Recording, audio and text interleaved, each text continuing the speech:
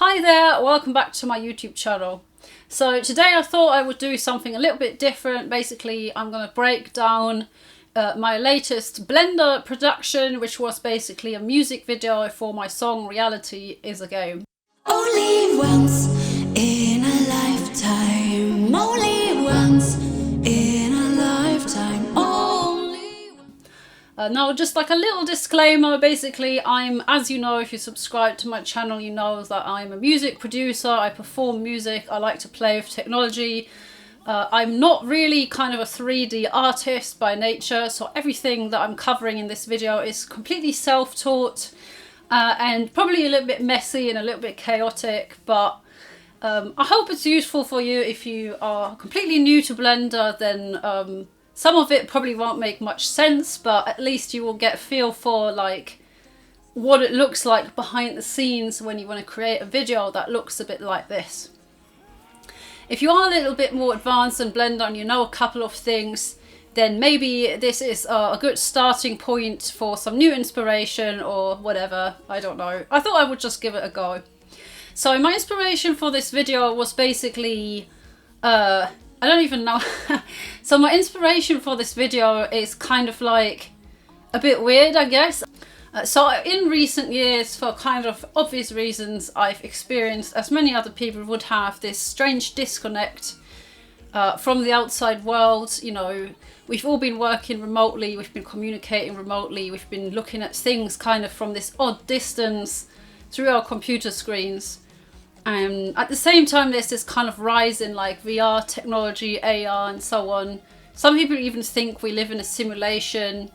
So there's all these different kind of themes going around of like reality not being like an abstract whole, but something that's perceived or something that's constructed by the individual. And no matter what your theory might be, I'm not saying we live in a simulation. I mean, who knows, but either way, I think that just kind of everyone's perception is different and your truth is different from mine. So in a sense, you can kind of pick your own reality. So I decided to express that in this music video, and the idea was to sort of like place myself on a screen inside of this made up 3D world. So it's kind of as if the constructed graphics world is real and I'm on a screen, so I'm not real. So it's kind of like this, I suppose, subversion of what's on the screen and what's really there. At the same time, I played with this theme of different masks, really inspired by the Venetian carnival, and so I decided to have these masks which kind of also play on the theme of something dressing up as something else, you know, something, truth kind of being disguised in a way. But before I keep rambling on, I just want to give you a glimpse into what all this looks like when you break it down in Blender. If you've never heard of Blender before, you can check it out on the Blender website, which I'll link below. It's basically a free 3D graphics program, which is entirely kind of usable for free. You can download it, you can use it, and there's a huge amount of information about the internet. Which meant that I was able to teach myself how to use it up to this point. So I think it's really awesome, and I hope this is useful to someone. So let's jump right in.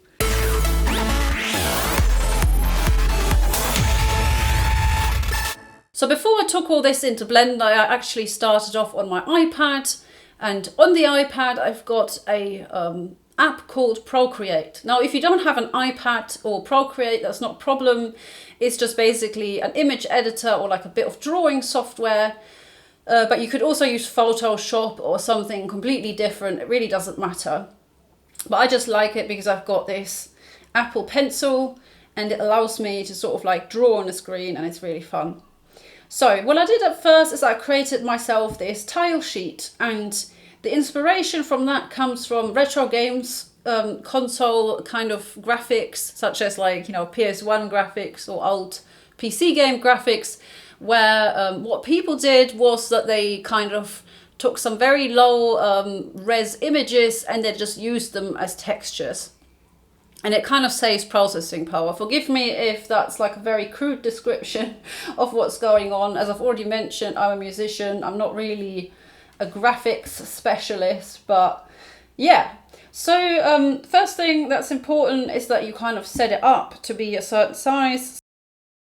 And in crop and resize, you can see if I click on the settings, right now it's 256 by 256 pixels, and it's divided into these 16 tiles, which means that each tile is 64 by 64 pixels big. That's a good size because it allows me to sort of like have things look just ever so slightly pixely, so it's got that PS-1 charm, if you will, and it sort of just like also makes it kind of easier to make things look the same style, I find, because I can import photos or I can import like cartoon images and a bunch of different things, but everything is kind of tied together by this like pixelated look. So I made a bunch of different tiles. I just downloaded like a seemingly a seamless sand texture of the internet. I imported it in here and then I made some tweaks. As you can see, there's 4 different textures. Hold on, I'm just going to turn on this grid so you can see like where the tiles are. But basically I have 4 different like desert sand tiles.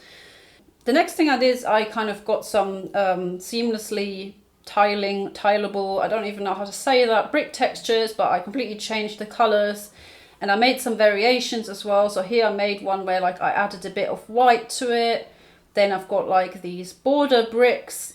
Then I've got one version where I've put a picture of a window on top. So I actually got a photo of a window and I cut it out and put it on top of one of the tiles. Same with this door. It's actually, because it's bigger, I spread it out over 4 different tiles. So that's it. That's my tile set, and I was able to use that simply by putting it into Blender. So inside of Blender, I'm using this really cool add-on called Sprytile, which I also link in the description. And I really think that the guy who made Sprytile, his name is Jael Aronel. I hope that I'm pronouncing that right. If not, then I'm very sorry. But basically, you can download the Sprytile add-on for free. You can also make a donation, which I probably would recommend because it's just, you know, if you love it, it really changes your workflow. If you create, I'm just going to start from scratch. So like say you're in object mode. Let me just close this quickly. If you're in object mode and you add in like say like a basic cube, which has appeared here now, and then I go into edit mode, I've got like all of these additional Sprytile tools. So for example, Sprytile build, you know, allows you to take your image that you've created and select a tile and just literally use that to like build up your mesh. The reason that looks blue is because like I've like sort of muted my overall collection with the lights in it and so on. So the lights just look a bit weird right now, but it doesn't matter. So this is all in this Sprytile tab. You can also change kind of like the grid size, like say if you want to work with like a smaller tile out of your tile sheet. So you can import various things. You can like paint tiles. So if you say, actually, I want this tile to be this tile instead, you've got the option of doing that. So I've got my bricks, I've got my desert, I've got like a roof tile, and from that I was able to construct my overall scene actually pretty quickly. So the desert is actually just like lots and lots of different sand tiles. And then I actually added this ocean. I first added like a subdivision surface modifier. So like I started with like a simple plane. I just, you know, added on lots of these sand tiles. I kind of was a bit random in terms of which one I used where. Then I added like a subdivision surface or subdivision modifier. It's called subdivision.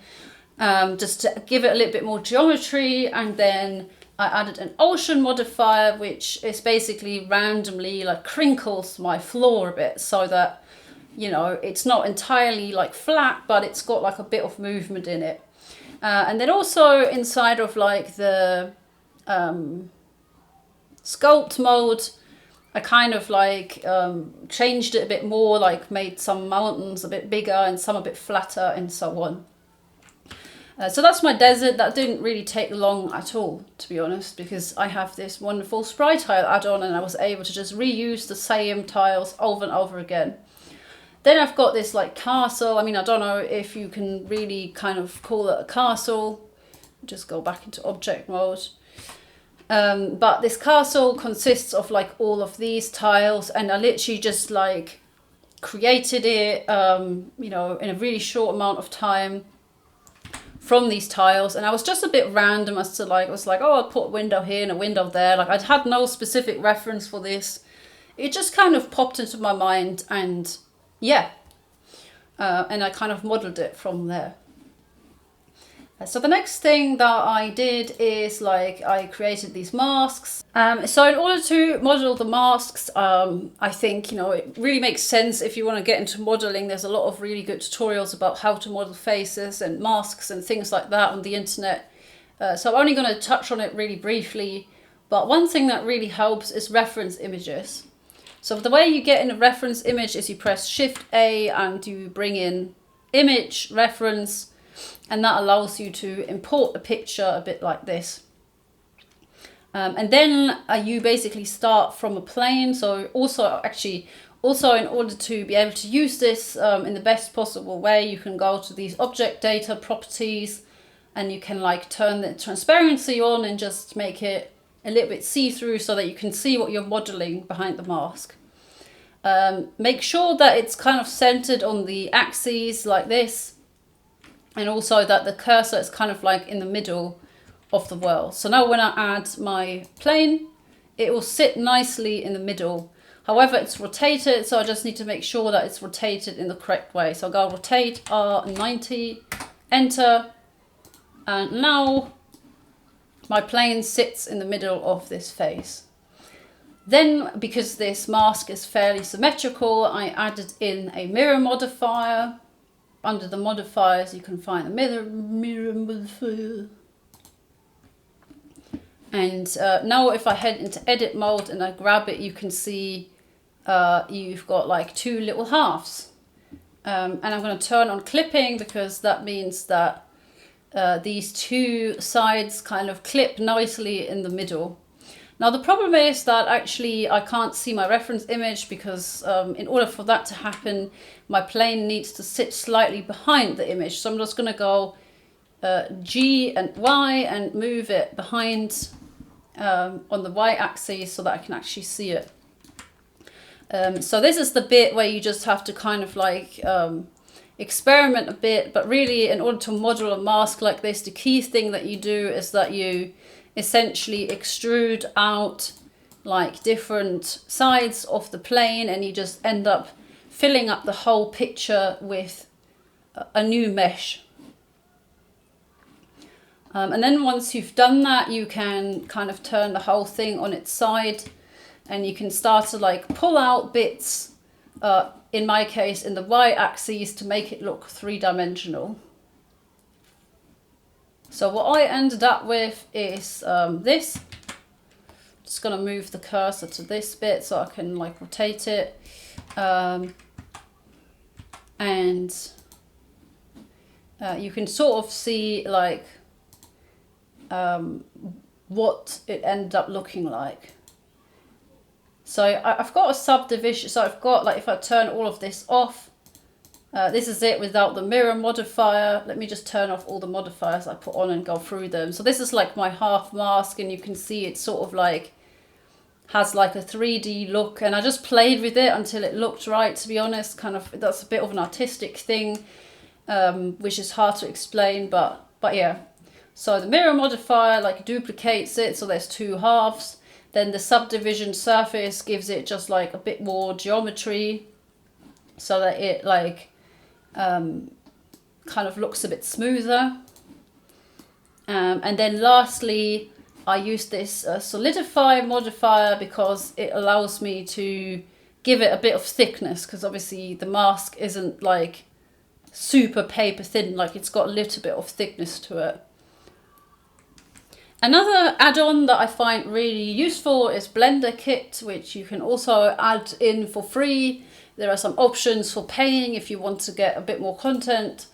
But you know, I've put in iridescent, like you can set it up in your add-on, so like it sits here. Like if you don't know how to put in an add-on, then the video up to this point didn't make any sense. But you can basically do it in the preferences under the add-ons tab. So I've just typed in iridescent and I looked at, you know, the different materials. I quite liked this one. I think that's the one I ended up using. And I just changed the colors a bit in order to look sort of more bluish. So you can see this is like the shader that I ended up using for this mask. So this was all like part of the preset that I just downloaded, but like in the color ramp you can, you know, change the colors if you want them to look different. I also have this cat mask, which I modeled in a similar way to the man mask. But the difference is that the shader is just a very basic kind of like principled BSDF material output, and then I'm using like an image texture to actually draw on it. So if you just kind of create a new image texture like this, so like you can say there wasn't anything here yet, I can just create a new one like this.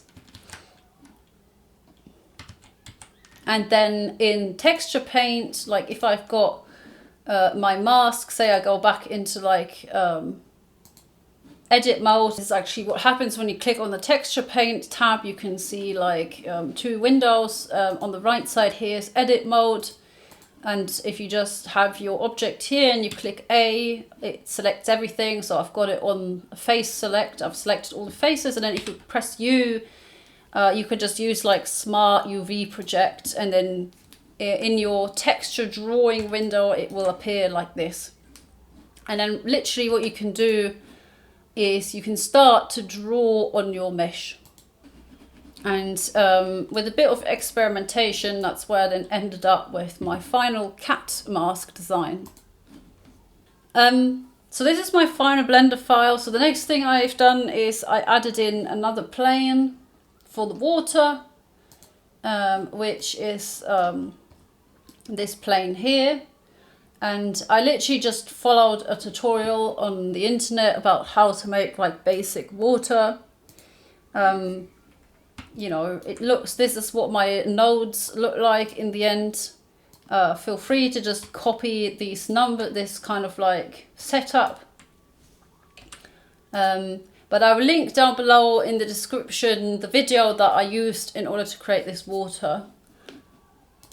So the only things that I did was I kind of changed the color. I kind of put in this mix shader at the end in order to kind of make it half transparent and half sort of colored to give it this color.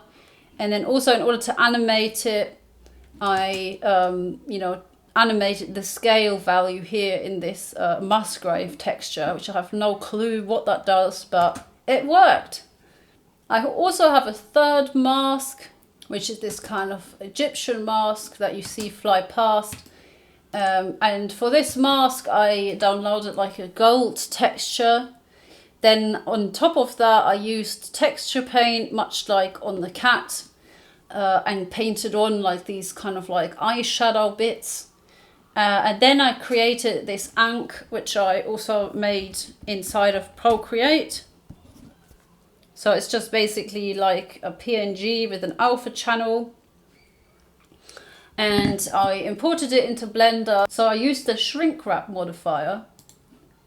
I've already done it and baked it all in, but in order for it to follow the shape of the mask, I used a shrinkwrap modifier. And then once it kind of fit nicely, I applied that modifier, and then what I did is I used a constraint and made this ankh a child of this mask so that it would always stay in place. But it's actually like a separate object. If you see, I can like move it around like by itself. So if you want to learn more about that, it makes sense to like watch a video about the shrinkwrap modifier. That's it kind of up to this point, and then the last thing that I did is just like I did a whole load of animation. I basically animated the path of the masks. I animated the rotation of the masks and how they're flying around, that they just basically keep flying around in different circles. And I also animated the movement of the camera as well to give it like kind of this overall movement. Just to give you, again, this is quite a lot to go through, but if I just click on the cat mask, you can see like all the different keyframes here. And basically it's really easy in Blender. You just like, you can have this little auto keyframe function. So if you want to, you can just like click on a different frame and move your object a little bit, and then it will like interpolate all the values in between. But to be honest, I just tweaked with it until it sort of looked right. Took me ages. I'm sure there's like a better way of doing this than I did it, but anyway, I ended up with something that I thought looked decent. So the camera's animated, the 3 masks are animated, so the only thing I haven't got into yet is like how the hell did I import this video of myself singing a song.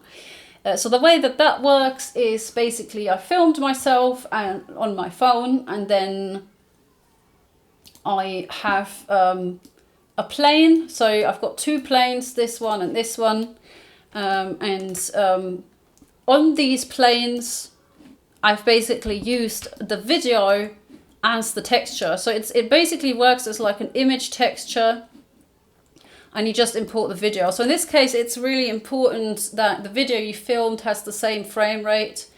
So my video has 30 frames per second, and this overall animation is also 30 frames per second, because otherwise you're going to end up with like series timing issues, which isn't fun. Last thing I guess I could go into is like my world shader, where I again downloaded like an image of a sky on the internet, and I tweaked it a bit more, and I just used it as kind of like the sky for this setup. Don't know if that makes any sense, but you know. Then my export settings, I've set it up as HD, so 1920 by 1080p, and set up my folder where I wanted it. I also turned on bloom because it gives me like this nice kind of like sort of ethereal glow around everything, which I quite like everything seems to like shine. So I added some bloom. And then I also added a sunlight, because, you know, otherwise it would look not very sunny. I've also got this additional little light above the water to just give a bit more of a vibe, I guess. So, I mean, like I said, if you're completely new to Blender, I suppose it gives you an idea of like what things look like behind the scenes. It's not really like a beginner-friendly tutorial. I don't really know if it's even a tutorial at all. You know, I'm very much tweaking and experimenting with Blender as someone that's still fairly new to it. So if you have any suggestions for things that you would have done differently, or where you're like, oh my god, that's like the worst possible way of implementing this, you know, please let me know. But I hope this has been kind of interesting and entertaining to somebody. And yeah, I hope it's useful to someone, I guess. Please do ask me any questions down below. If none of this made sense, that's cool. You know, give me feedback, whatever. And what I did in the end was I just imported the video into Premiere Pro. So I exported it as an image sequence, which is a really good thing to do. It took 12 hours to render. So I ended up with like all these thousands of separate frames, which I was then able to import into Premiere Pro. So inside of Premiere Pro, I just imported the image sequence. It's really easy. You just go File, Import. Then if you just click on the first of all of the frames, under Options, you can make sure it's ticked as image sequence, and it will import it. So I had to just make sure that it recognized it as 30 frames per second. So by clicking on Modify and Interpret Footage, that's where you can put in 30 frames per second. And I also imported my song, and it worked out actually pretty nicely. Actually, my animation ended up a bit longer than the song, so I created like this little edit at the end where it just like cuts over to like a more far away sort of view. of the scene. So yeah, and then I put in an adjustment layer as well to sort of like make the colours look a bit more vibrant. I gave it a vignette, and that was it. From there I was able to export it, and I ended up with my final video. Yay! Right, so I hope you enjoyed this slightly messy kind of breakdown of my Blender files. Hope there was some useful information for you in there. Like I said, I'm not like a Blender instructor that's been teaching people Blender for many years. I'm like many of you, sort of like a bit of a beginner still. And I just figure things out as I go along, you know, which I really love doing. It's fun to kind of like explore new tech and then mess with it until things make sense. Which is basically what I did. So I suppose if I can do a video like this, then so can you. But if you're stuck and you don't know what to do, or like nothing in the video or something in the video didn't make sense, just write a comment down below, you know, let me know, and I will try my best to answer it. Or if you are an experienced Blender user and you're like thinking, why the hell did she do it this way? There's a much easier way of doing this, you know, please let me know. I'd love to learn as well. Anyway, if you enjoyed this video, if you want to see more kind of surreal music videos, electronic music performances, tutorials to do with audiovisual art and electronic music performance, please stay tuned, subscribe to my channel, and I will see you in the next video. Bye!